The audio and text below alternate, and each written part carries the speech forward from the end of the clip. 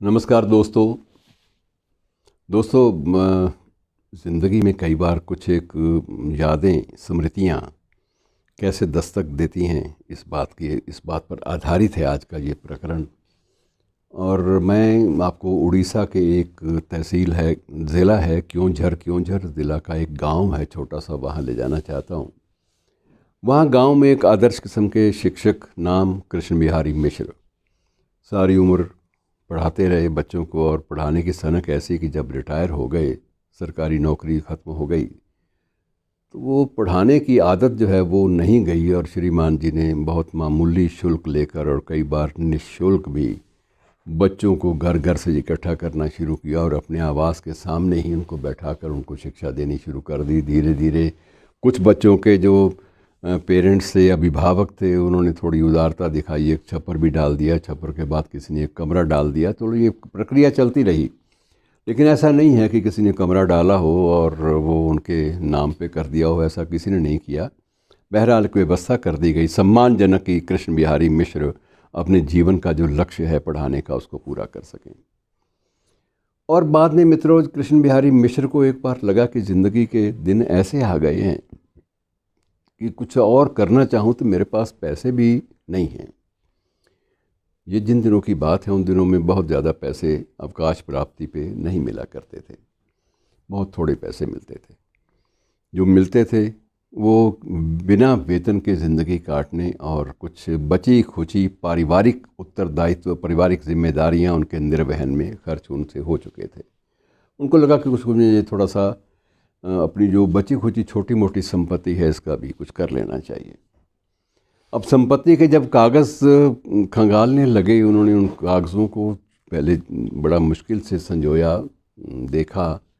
और जब देखा तो उसमें बहुत सारी गलतियां ऐसी थीं कि जिसमें वास्तविक स्थिति के अनुसार वो संपत्ति के मालिक नहीं थे, जबकि संपत्ति उनको पुश्तैनी मिली थी, बाप दादा से मिली थी। लेकिन कुछ जगह हस्ताक्षर उनके भी नहीं थे पुराने, और कुछ गवाहों के हस्ताक्षर भी नहीं थे। लेकिन बाकी सारी चीज़ें, कानूनी प्रावधान, वंश परंपरा, वो सारी की सारी उनके नाम पे थी। लेकिन कहीं ना कहीं थोड़ी सी तकनीकी खामियां रह गई थी। और किसी ने उनको राय दी कि तकनीकी खामियां अगर ये दूर करनी है तो उसका उपाय एक ही है कि आप ज़िला कलेक्टर के पास जाइए, उससे आप विनती कीजिए कि विनती करके शायद वो अगर महसूस करे कि एक आप शिक्षक हैं, आदर्श किस्म के, आदर्श प्रकार के शिक्षक हैं, और शायद हो सकता है कि वो आपकी मदद भी कर सके, स्वयं सहायता के लिए आगे आए या आपको सही रास्ते पे डाल दे। अब बेचारे थक चुके थे, 82 साल की उम्र है, लेकिन जाती बार अपने बच्चे को भी साथ ले गए, इसलिए कि अगर मुझे वहाँ से भी किसी ने मिलने ना दिया तो हताशा की ज़िंदगी में ऐसा ना हो कि मुझे चक्कर चुक्कर आ जाए। तो वो अपने छोटे बेटे को साथ ले गए, बच्चे को या पोते को, जिसको भी ले जाना था ले गए। और मित्रों, जब उन्होंने कलेक्टर के घर के बाहर दरबान से पूछा तो दरबान ने कहा कि साहब का एक हुक्म है कि कोई भी अगर मिलने वाला आना चाहे तो उसको रोका ना जाए और उसको इस समय मेरे पास लाया जाए। और उसने कहा संयोग की बात है कि समय लगभग होने वाला है, आप 10 मिनट प्रतीक्षा कीजिए और मैं आपको ले जाऊंगा। उसने देखा बुज़ुर्ग आदमी है, सम्मानवश। अब सम्मानवश जब समय हो गया तो दरबान उनको ले गया और उसने एक पुराने ज़माने में चिक होती थी, आजकल चिकें भी नहीं बनती, तो बांस की चिक जो है उसने थोड़ी सी हटाकर उसने कहा साहब एक बुज़ुर्ग मिलने आए हैं, अगर आपकी अनुमति हो तो मैं इनको अंदर भेज दूं। उन्होंने थोड़ा सा पीछे झांका और उसके बाद उन्होंने कहा ठीक है, इनको ससम्मान ले आइए।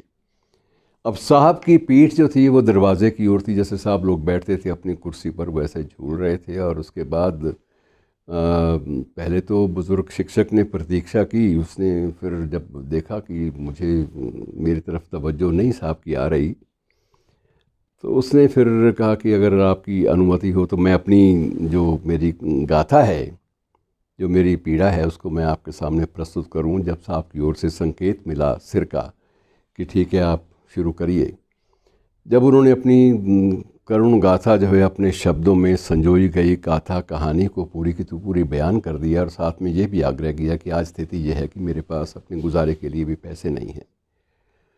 तो साहब ने सारी बात सुनने के बाद भी कोई रिस्पॉन्ड नहीं किया, लेकिन उन्होंने ऐसे हाथ किया कि कागज़ जो भी आप लाए हैं मुझे दे दीजिए। कागज़ उनके हाथ से लिए, कागज़ों को साहब ने देखा भी नहीं, जेब से पेन निकाला, हस्ताक्षर कर दिए, ऊपर लिख दिया स्वीकृत। अब वो बड़ा अजीब लगा जब स्वीकृत लिख के उन्होंने पकड़ाया, तो बड़े अध्यापक भी एकदम से बड़े सख्ते में आ गए कि ये क्या हुआ, क्यों मेरे पत्र स्वीकार कर लिए गए, क्यों मेरी सारी की सारी जो व्यथा गाथा थी उसको इतनी आसानी से उसको स्वीकार कर लिया गया। तो उन्होंने दोनों हाथ जोड़कर प्रयास किया। तभी उनके छोटे जो बच्चा साथ गया था उसने पूछा कि ये आपको जानते हैं? उसने कहा मैं तो नहीं जानता। और जब उसने बच्चे ने कहा मैं तो नहीं जानता, लेकिन मैं इस अधिकारी को मन से आशीर्वाद देना चाहता हूँ कि उसने बहुत बड़ा काम किया है, मेरे जीवन के शेष दिन अच्छे कट जाएंगे। जब वो जाने लगे तो अधिकारी ने कुर्सी बैक की, कुर्सी से उठे और उठकर उसी शिक्षक के पांव पकड़ लिए।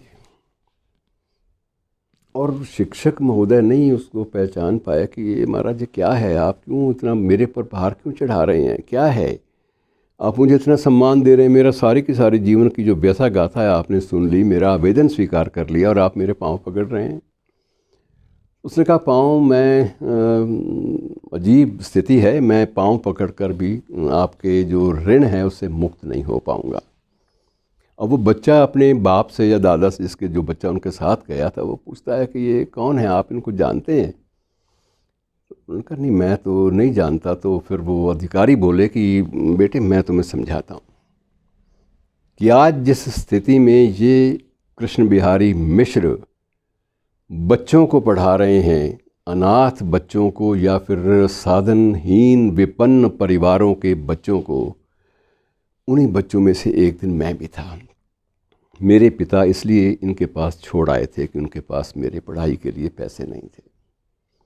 मैंने पहली शिक्षा कृष्ण बिहारी मिश्रा से प्राप्त की और कृष्ण बिहारी मिश्रा की दी हुई शिक्षा का ये आज प्रताप है कि मैं इस कुर्सी पर बैठा हूँ, जिस कुर्सी पर मैं इनके साथ भी और इन जैसे बुज़ुर्गों के साथ भी न्याय कर सकता हूँ। और ये न्याय करने के संस्कार भी तुम्हारे इसी बुज़ुर्ग ने दिए हैं, इनको मैं ज़िंदगी भर उतार नहीं पाऊँगा। और फिर उसने स्वयं ही कहा कि आप मुझे पहचान नहीं पाएंगे, क्योंकि मैं जब आया था तो बहुत छोटा नंग धड़ंग बालक था। अब मैं किसी और पश्चिमी वेशभूषा में हूँ, मेरा नाम ये है। फिर उनको एकदम से याद आया, हो तुम वही मेधावी छात्र हो जिसको मैंने एक बार थप्पड़ भी मारा था। और इस तरह से एक आंसुओं की अविरल धारा बह निकली। मित्रों, तो ऐसे संबंधों को आप क्या कहेंगे? ये इसका एक ही है कि जब भी आप किसी एक नेक काम को केंद्र में रख कर कुछ करते हैं, पूर्वाग्रहों से मुक्त होकर बिना किसी फल की अभिलाषा किए हुए, तो आपको ये सम्मान मिलता है। धन्यवाद मित्रों।